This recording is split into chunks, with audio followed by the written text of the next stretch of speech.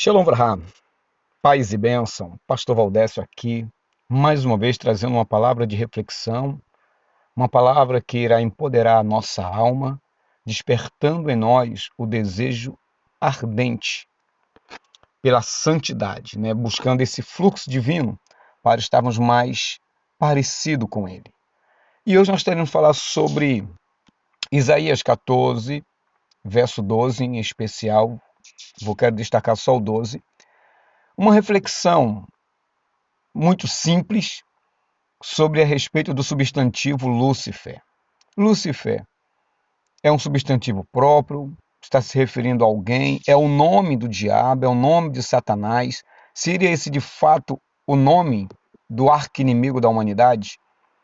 Ou é um substantivo comum, uma designação direcionada a um homem de carne, osso, a um ser humano comum, mesmo que essa referência seja dada a alguém que no seu momento estava estupidamente, quando eu falo estupidamente, falo de grandiosidade, cheio do seu ego, por conta da grandiosidade do seu reino, da glória do seu poder sobre as nações.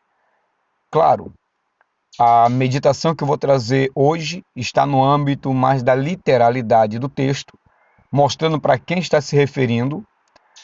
E também quero deixar bem claro que eu levo em consideração que as descrições feitas pelo profeta Isaías e pelo profeta Ezequiel, mesmo que esses relatos, mesmo que ele use aquelas palavras rebuscadas, palavras inclusive de pensamento, de pronunciamento desses reis, as palavras ali profetizadas, dita pelos profetas, eu creio que não foi só direcionado aos homens, ou seja, ao príncipe de Tiro e ao rei Nabucodonosor da Babilônia. Eu creio que as expressões ali realmente possam estar indicando que aquelas palavras, ao serem dirigidas àquele rei ou àqueles reis, aqueles comandantes, aqueles imperadores, Deus estava querendo dizer muito mais do que a literalidade do texto. Então, levo muito em consideração isso. Um outro fator que eu quero destacar logo de imediato é que quando os profetas vão descrever o comportamento, as atitudes, os pensamentos desses reis, desses homens, eles também estão trazendo à tona essas ações, esses pensamentos, esses comportamentos que foram despertados neles, que os fazem semelhante ao anjo que caiu do céu, ou melhor, que foi expulso do céu, perdeu a sua posição, por se avogar a subir um degrau que não lhe fora permitido. Então, ao descrever esses reis, ao descrever aquilo que estava no interior desses reis, eles estavam sendo comparados a esse anjo que foi expulso do céu.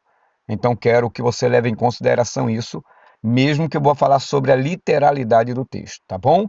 E mesmo que eu venha aqui a trazer algumas coisas que pareçam confrontar o que eu acabei de dizer, eu quero deixar bem claro que eu acredito nessa hipótese das descrições dos profetas não estarem só se referindo a estes reis, a estes príncipes, a estes comandantes, mas também se referindo a alguém além deles. Então vamos lá. Nós temos aqui o verso 12 do capítulo 14 de Isaías, em hebraico, que está assim. Me perdoe a pronúncia, talvez não seja essa, mas eu vou ler. O importante é que nós vamos aprender, ok? Está assim, da direita para a esquerda. Na falta Mishamaim, Riel ben Shachar Nigdata, La Aretz Rolesh al Goim. Em português, como caíste do céu, ó estrela da manhã, filho da alva, como foste lançado por terra, tu que debilitavas as nações. Então, eu quero destacar aqui que nós vamos ler principalmente, nós vamos comentar como caíste do céu, ó estrela da manhã, filho da alva. Só essa primeira parte desse texto.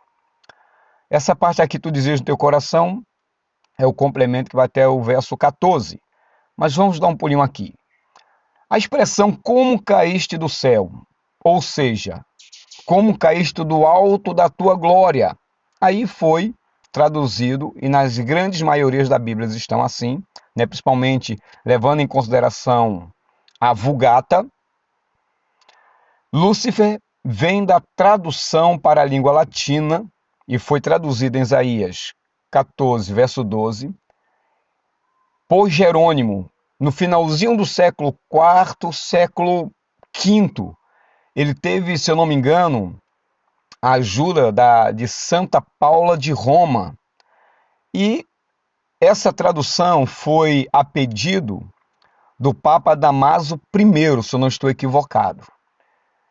Claro que na época que eles, antes de traduzir do hebraico para a Vulgata, eles usavam a Septuaginta, né? E a Septuaginta eram as escrituras em grego. Então houve um progresso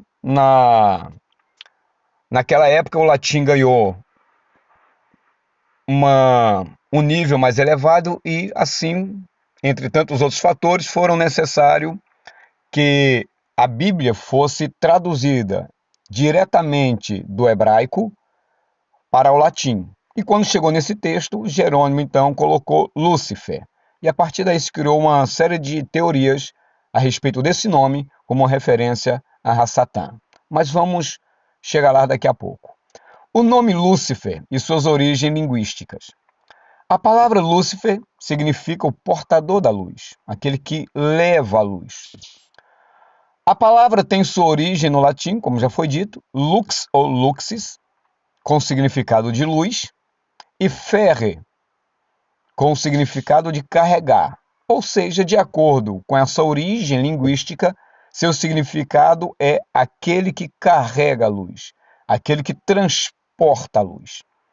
Já na Septuaginta, que eu já falei anteriormente, a tradução grega das Escrituras está lá, Theosforos, que significa o que leva a luz. E assim representa, nessa tradução, a estrela da manhã, ou o planeta Vênus, ou um dos corpos celestes, melhor, Vênus é um dos corpos celestes mais brilhantes e que mantém a sua luz ao lado da Lua até os primeiros raios da manhã ou quando o Sol está se pondo. Por isso que na astronomia, Vênus é frequentemente referido como a estrela da manhã, ou estrela da tarde, porque pode ser vista brilhante intensamente no céu ao amanhecer ou anoitecer. Então, o que é que está acontecendo? O que é que nós queremos aqui trazer como instrução, como ensinamento? É que Deus faz um paralelo, Deus faz uma observação a respeito da glória de Nabucodonosor, que nós vamos ver daqui a pouco, do reino da Babilônia, e faz uma comparação com Vênus, uma comparação com essa estrela que o seu brilho ainda é muito forte quando está amanhecendo, por isso que ela traz a luz, e ao mesmo tempo, quando o sol está se pondo, ela aparece, ela se torna mais forte, mais brilhante, e ela se sobressai a todas as outras estrelas. Isso nos informa que a glória de Nabucodonosor, o rei da Babilônia, ou a própria Babilônia, representado por este rei, ele brilhava, o seu poder, a sua glória era tão intenso que ela ofuscava as outras estrelas, e ela mesmo aparecia mais do que as outras quando o sol estava para se pôr. Ela aparecia primeiro, e quando estava para raiar o dia, ela se mantinha no seu brilho, indicando que a sua glória, o seu poder era maior e sobrenatural do que as das outras. Enquanto o sol estava aparecendo, as outras estrelas desapareciam, ficavam ofuscadas, mas ela permanecia brilhante. E quando o sol estava se pondo, antes das outras estrelas serem vistas, ela era vista primeiro. Então o Eterno faz uma comparação entre este rei e essa estrela, entre este rei e esse planeta Vênus, né, que aparecia dessa forma que eu acabei de descrever. Por isso, essa descrição poética e astronômica destaca a importância de Vênus como ponto de luz brilhante na escuridão da noite, associando-a à ideia de liderar o caminho para a luz do dia. E aqui nós aprendemos a segunda lição. O reino da Babilônia chegou a um nível tão extraordinário que era ele que determinava o futuro das nações. Por onde ela deveria andar, o que eles deveriam fazer. Ele que portava a luz, o conhecimento, ele que determinava como seria o futuro dessas nações. Outra observação a ser feita, e eu considero importante, é que a Bíblia ela foi escrita em hebraico, aramaico e grego.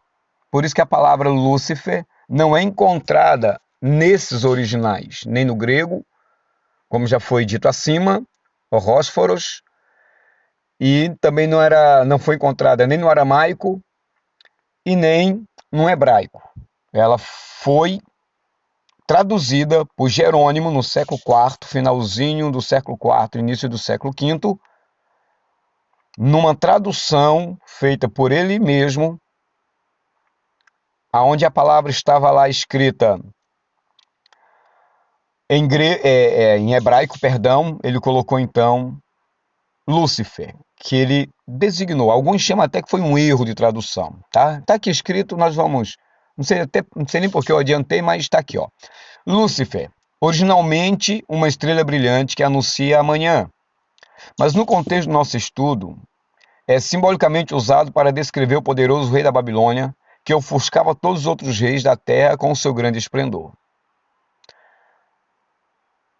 Nós podemos interpretar esse texto bíblico que descreve a queda da Babilônia mais ou menos assim. E, como eu já disse, Deus faz uma comparação com Lúcifer, que é essa estrela brilhante da manhã. E nós já nos tocamos que essa expressão é usada de forma metafórica para ressaltar o grande esplendor, o grande poder do rei da Babilônia, Nabucodonosor, que se viu humilhado e caído de sua posição e de glória. Quando o profeta Isaías lança essa profecia no ar e todos passam a ter conhecimento dela, se reconhece que foi Deus que pega esse reino, esse rei, o coloca numa posição de honra, de glória e de poder. E ao mesmo tempo que esse rei se vê desta forma, ele enche o seu coração de orgulho, de vaidade, ele passa a se achar o suprassumo da criação, ele concebe no seu coração ideias, e é por isso que essas ideias, ele concebe no seu coração falas, e é por isso que essas falas, essas ideias, esses comportamentos interiores, eles são comparados a Satanás. Eles são comparados a Satã, ao diabo.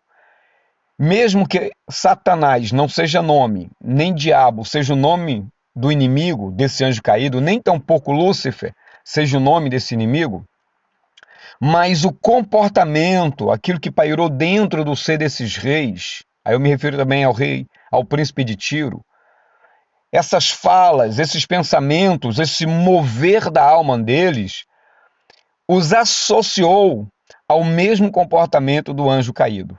E é por isso que eu levo em consideração essa teoria, ok? Por isso que ele usa aqui essa questão da metáfora, né? Dessa comparação do rei da Babilônia com a estrela da manhã. Daqui a pouco nós vamos ver a questão do filho da alva, o filho da aurora. Mas por que Deus faz essa comparação, usa essa metáfora? Para dizer que o brilho desse rei não é nada comparado ao sol da justiça que é Deus. O seu brilho é insignificante diante da luz maior que geralmente essa estrela anuncia que está vindo. Muito maior, muito superior. É tanto que quando o Sol surge, essa estrela desaparece, mostrando a sua insignificância, a sua temporalidade, mostrando que Deus de fato é maior do que tudo. É o suprassumo, aí sim, Deus é o suprassumo de tudo, porque por Ele e para Ele são todas as coisas. Voltando ao assunto, esse trecho é uma passagem que utiliza a linguagem poética e simbólica para transmitir uma mensagem sobre a queda daquele que se considerava superior. Voltando ao meu raciocínio sobre que se viu humilhado, cair da sua posição de glória, quando Isaías profetiza isso. Esse poder, essa glória que Nabucodonosor, o seu reino possuía, já estava diante de Deus, já era compreendido diante de Deus como trevas, não como glória, mas como escuridade, não como poder, mas como fraqueza, não como autoridade, mas como um servo. Agora eu quero trazer à baila a palavra em hebraico Hillel ben Shachar, que está filho da alva. Já esta palavra hebraica, ela é traduzida como filho do amanhecer ou filho da aurora. Ambas as interpretações, queridos, destacam a conexão de Lúcifer com a luz e com o brilho. Porém, os termos são usados em contextos diferentes para descrever o mesmo ser ou o mesmo fenômeno. Ou seja, tanto filho do amanhecer ou filho da aurora, elas significam a mesma coisa, talvez em contextos diferentes. Porque ambas, filho do amanhecer como filho da aurora, apontam para a natureza luminosa ou radiante associada a essa figura, indicando uma certa queda ou mudança de status. Quando Deus faz essa comparação, ó estrela da manhã, filho da alva, ele vai dizer que tu caíste. Você estava numa posição, você quis ser mais do que aquela posição, você se achou que era capaz de subir mais um degrau, e quando você tentou subir mais um degrau, você caiu. Você despencou.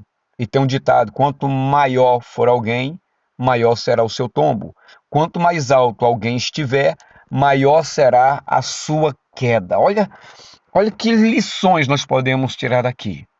Olha quantas coisas preciosas. Entre tantas delas, o que eu tenho não me pertence. O que eu sou é o que mais interessa. E o que eu sou vai determinar se eu glorifico a Deus ou se eu trago maldição para Deus. Ou eu honro ou eu desonro. Ou eu faço com que ele cresça em glória, ou eu diminuo, entre aspas, a sua glória. Eu devo entender que tudo que eu tenho é um presente de Deus. Que a minha vida, ela tem um tempo de início e um tempo para encerrar-se. E eu preciso utilizar desses bens, da minha faculdade mental, da minha intelectualidade, dos prazeres que eu posso ter de maneira lícita, eu posso usá-los de maneira ilícita, eu posso usar todos os recursos dispostos para mim, para me exaltar ou para glorificar a Deus, ou para me humilhar e exaltar a Deus. Tudo a minha vida e tudo que eu recebo é uma atribuição de responsabilidade. Eu sei de quem veio, eu sei o que eu devo fazer e eu preciso fazer na maneira e dentro do padrão correto. Quantas famílias não são destruídas porque um se avoga ser melhor do que o outro? Um se acha superior ao outro. Um se acha mais capaz e inteligente do que o outro, em vez de trabalharem juntos, em conjunto, para o bem-estar comum deles, dos filhos, da família, da sociedade, da igreja. Eles trabalham buscando o crescimento de si só, e aí começa o egoísmo, começa a pesar o cônjuge, começa a desprezar o cônjuge, começa a deixá-lo de lado, começa, entre aspas, a procurar o bem para si próprio, não levando em consideração o outro, se achando o suprassumo, o último ser da criação, a pessoa mais especial desse planeta. Quando na verdade isso, como a Bíblia diz, que o orgulho precede a queda e a soberba o tombo. Então todas as vezes que alguém está para cair, ele foge ao caminho da queda, ele prepara a sua armadilha, e a armadilha ela é denunciada, ela é mostrada até para que haja condições de mudança de comportamento quando o orgulho e a soberba se manifestam. Foi o que aconteceu com esse rei e com todos que se levantam contra Deus. Por isso que Lúcifer é frequentemente associado a uma figura celestial que caiu em desgraça, muitas vezes identificado como diabo, embora essa interpretação varie entre diferentes tradições religiosas e culturais. Vamos analisar a palavra Hillel mais profundamente. Essa palavra Hillel, só para você ter uma ideia ampliada, é um substantivo masculino singular absoluto. A sua raiz é HLL, que na sua tradução está brilhar, mas pode ser estrela da manhã, lua crescente, estrela da alva, ou planeta Vênus, ou estrela resplandecente. Agora olha interessante.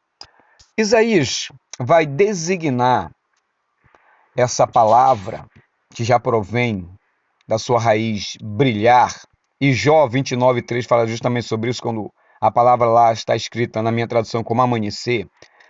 E ele vai usar essa designação descritiva e vai aplicá-la como uma metáfora aos excessos do rei da Babilônia. E aqui o autor que eu coloquei aqui, ele vai justamente dizer aquilo que eu disse no início, na introdução. Ele vai deixar claro que esse brilho, essa metáfora, mesmo que alguns estejam atribuindo a Satã, na visão aqui de Luther Link, em seu livro O Diabo, Máscara Sem Rosto, da Companhia das Letras de 1998, ele deixa bem claro que essa passagem não está associada, ou melhor, ela não está ali em si, ela não está dentro do seu contexto literário e ao mesmo tempo profético, não está se referindo a uma entidade em si, mas sim ao rei da Babilônia, ao rei Nabucodonosor. Simples assim, só para a gente entender. Mesmo, como eu já disse, eu vejo expressões que não condiz, que não está só se referindo a esses homens. E não só eu, como muitos grandes teólogos discordam dessa teoria, outros grandes teólogos também concordam com essa teoria. Isaías não estava falando do diabo, usando imagem. Aqui quem está falando é o Link, é o Luther Link, lá em seu livro O Diabo, Máscara Sem Rosto. Ele diz, abre aspas, Isaías não estava falando do diabo, usando imagens possivelmente retiradas de um antigo mito cananeu. Isaías sim estava se referindo aos excessos de um ambicioso rei, Nabucodonosor, o rei da Babilônia. A tradução Lúcifer, portador da luz, tem algumas aí traduções FI ou BMD, deriva da Vulgata Latina de Jerônimo, e isso explica a ocorrência desse termo em diversas versões da Bíblia em português. Porém, alguns argumentam que Lúcifer seja Satanás, e por isso também foi o nome dado ao anjo caído da ordem dos querubins, em Ezequiel 28:14. Assim, muitos nos dias de hoje, numa nova interpretação da palavra, o chamam de diabo, ou seja, caluniador, acusador, ou Satã, cuja origem em hebraico Satan, que significa adversário. Então você percebe, você entende que quando nós chamamos Satã de Satanás, nós só estamos chamando ele de adversário, não é o nome dele. E diabo, que é caluniador, acusador, também é um título, tá ok? Um título, se eu não me engano, caluniador e acusador jurídico. Mas vamos continuar sobre Ben-Shahar, o filho da manhã. O título filho é usado nas escrituras para denotar não apenas uma pessoa ou coisa gerada e produzida por outra, mas também qualquer coisa relacionada a ela. Encontramos referências como o filho da noite, Jonas 4:10, e filho da perdição, João capítulo 17, verso 12. Vamos deixar isso mais claro. Filho da noite. Este é um termo que aparece nas Escrituras, em Jonas 4:10, para descrever uma planta que cresce à noite. Nesse contexto de Jonas, filho não significa que a planta seja produzida, seja gerada pela noite, mas sim que, ao crescer à noite, está relacionada a esse período do dia. A planta está associada à noite. Eu coloquei o finalzinho, se você pode ver aqui, ó, abaixo da minha cabeça. Vou colocar mais aqui, abaixo da minha cabeça, nós temos a expressão Shebin Laila Hayah, que na nossa tradução está, que numa noite cresceu. Mas literalmente significa que filho de uma noite era. Shebin, que filho, Lailá, noite, Hayah, era. E aí embaixo nós temos o final do versículo, que é Uvim Lailá Avad, ou seja, numa noite pereceu. Na nossa tradução está assim. Porém, literalmente do hebraico seria e filho de uma noite pereceu. Está vendo aqui? Jonas 4:10, aqui abaixo da minha cabeça, e a parte em amarelo, que numa noite nasceu e numa noite pereceu. Essa interpretação desse texto, o termo filho da manhã, ela é explicado como uma expressão que usa o título filho de maneira mais ampla, não forma gerada, né, produto de uma outra coisa ou de um outro ser, não se referindo necessariamente a uma entidade gerada, ou seja, a aurora, o amanhecer, não é mãe desse filho. Por esse ser filho da aurora, o que pode estar inserido é o seguinte, que ele, Deus, pega o esplendor, a glória desse rei, tudo aquilo que ele estava manifestando dentro de si e o associa à estrela da manhã. Simples assim. Ele faz uma comparação à estrela da manhã. Mas continuando, não se referindo necessariamente a uma entidade gerada, mas a algo relacionado a outra coisa ou contexto específico das Escrituras, nas Escrituras. E isso, querido, nos ajuda a contextualizar o uso desse título em Isaías 14:12. Vamos ver o que eu quero dizer com isso.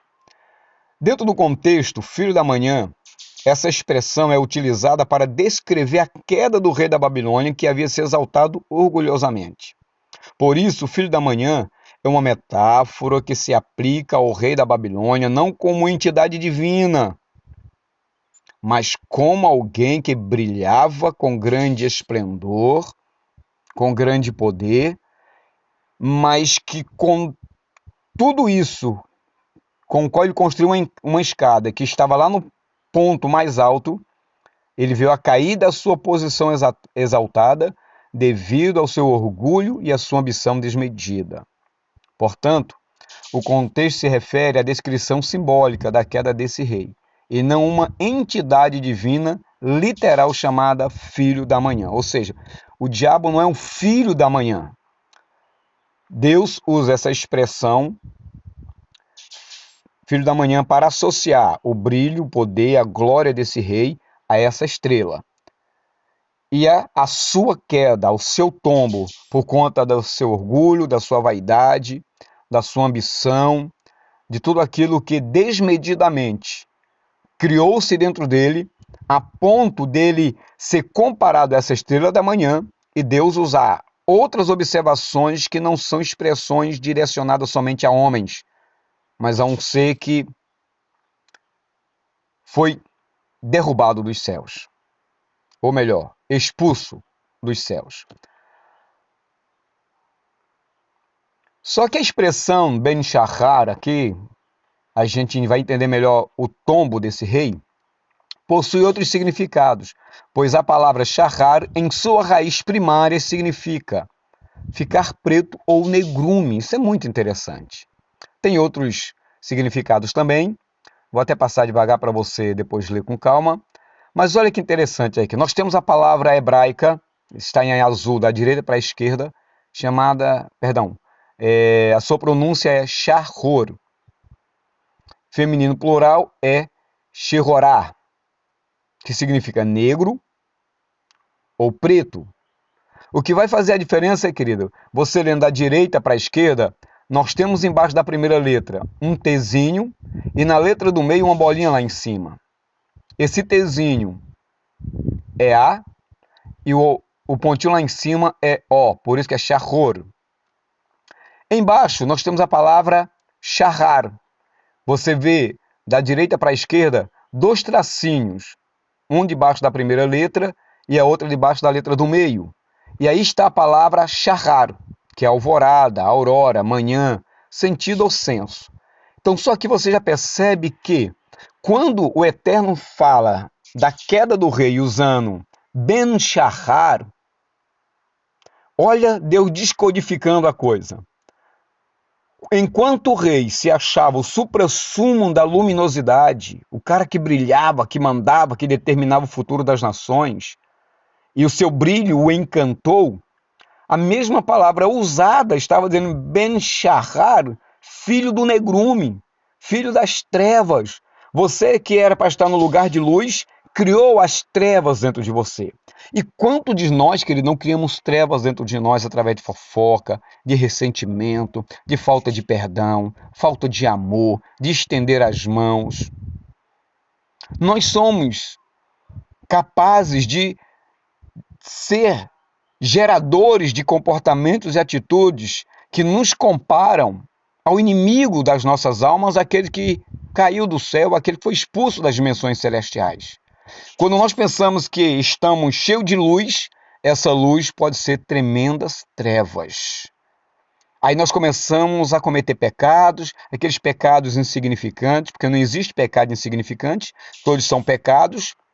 Eu sei que existe pecadão, existe pecadinho sim, porque a Bíblia vai dizer que existem punições diferentes para cada nível de pecado, mas você vai cavando um buraco e não percebe que você vai cair nele. Você vai cometendo um pecadozinho aqui, você vai bebendo um pouquinho aqui, um pouquinho acolá, um pouquinho aqui, um montinho acolá. Daqui a pouco você se torna um alcoólatra.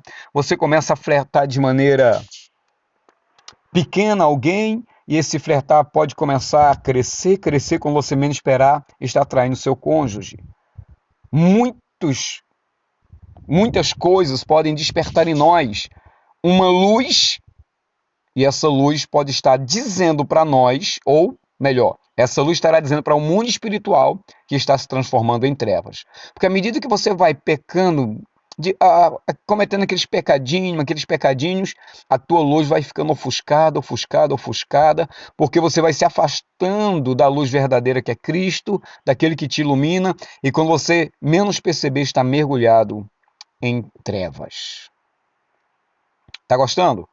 Deixa o seu like, compartilhe se foi edificante para você, e se não é inscrito, se inscreva no nosso canal, tá bom? Se você quiser ajudar esse ministério financeiramente, na descrição vou deixar lá uma chave Pix, e você fica à vontade para ofertar, ou se você quiser ofertar de uma outra forma, no sentido de divulgar, de compartilhar, fique a seu critério. Para nós encerrarmos, então, no contexto apresentado, destaca-se a condição paradoxal do rei da Babilônia. Embora seu reinado estivesse marcado pelo brilho do poder e da glória, revela-se que, espiritualmente, seu coração já estava mergulhado em trevas. Esta narrativa ressalta a percepção de que a verdadeira luz não é encontrada na ostentação material, mas na integridade espiritual. Tanta gente que tem assim um dom de tocar, de louvar, sabe, de pregar, de ensinar, mas que foram assim perdendo o seu brilho gradativamente. E é interessante que o engano é assim: quanto mais ofuscada a pessoa esteja no mundo espiritual, mais luminosa ela pensa que estará. Ela se acha mais luminosa. E as pessoas vão perdendo a sua essência. Pessoas não querem mais voltar para a igreja, pessoas não querem mais compromisso com a palavra, não querem obedecer e se lançam no pecado sem menos perceber, e fazendo isso se acorrentam a ele. E aí só Deus mesmo para ter misericórdia e tirá-los de lá. Assim, a metáfora da estrela que desaparece com o nascer do dia, sugere uma reflexão sobre a efemeridade das grandezas humanas, especialmente referindo-se ao rei da Babilônia. A imagem do brilho que se desvanece simboliza a transitoriedade do poder e da glória terrena, indicando que, por mais impressionante que tenha sido o seu reino, ele é limitado e passageiro. Eu sou um camarada da alta sociedade, meu dinheiro não acaba nunca, eu tenho isso, eu tenho aquilo. Então a pessoa começa a se achar a última Coca-Cola do deserto, começa a pisar, começa a fazer, começa a acontecer e não sabe que Deus irá pedir conta do que ele fez, da forma que ele está vivendo e que essas coisas passam. Basta uma pequena enfermidade, uma pessoa ser colocada no leito e as pessoas vão compreender que tudo que elas tinham, que tudo que ela possuía, não pode trazer de volta a sua saúde. Pode até comprar remédio, pode até pagar bons médicos, bons hospitais, mas a vida, a saúde, só Deus pode restaurá-la. E Deus pode usar um remédio, pode usar uma operação, mas tudo advém de Deus. Então a gente percebe que tudo é efêmero, tudo é passageiro, tudo é transitório, tudo é limitado. Terminando essa parte, o amanhecer representa não apenas o fim de um ciclo, mas também a chegada de uma verdade mais duradoura e significativa, que transcende a grandezas temporais. Portanto, essa metáfora nos convida a buscar algo mais substancial e eterno. Já que tenho em mim esse pulsar da eternidade, eu vou tentar preencher essa eternidade com coisas que sejam eternas e não com coisas que sejam transitórias, passageiras. Queridos, tudo nesse mundo é passageiro, é transitório. Mas a palavra de Deus é eterna, aquele que faz a vontade de Deus permanece para sempre, que prega a palavra, os dons que nós recebemos, ele é até transitório, eles são passageiros, mas o amor permanece para sempre, porque ele é eterno. Deus é amor. E fechando, portanto, essa metáfora nos convida a buscar algo mais substancial e eterno, que ilumine a essência e o propósito verdadeiro da existência para além das vicissitudes, ou seja, além das alternâncias, das surpresas que mudam o curso, que todos isso são temporários. Então, independente, querido, de nós estarmos aqui, e mesmo que nós estejamos vivendo um momento de alternância, em mudança de curso, o mundo passa, e tudo que há no mundo passa, mas aquele que faz a vontade de Deus permanecerá, ok? Espero que esse estudo tenha te ajudado em alguma coisa e eu espero você no próximo vídeo. Não é inscrito? Se inscreva, deixe o seu like, compartilhe, acione o sininho de notificações e até a próxima. Shalom Vrahá, paz e bênção.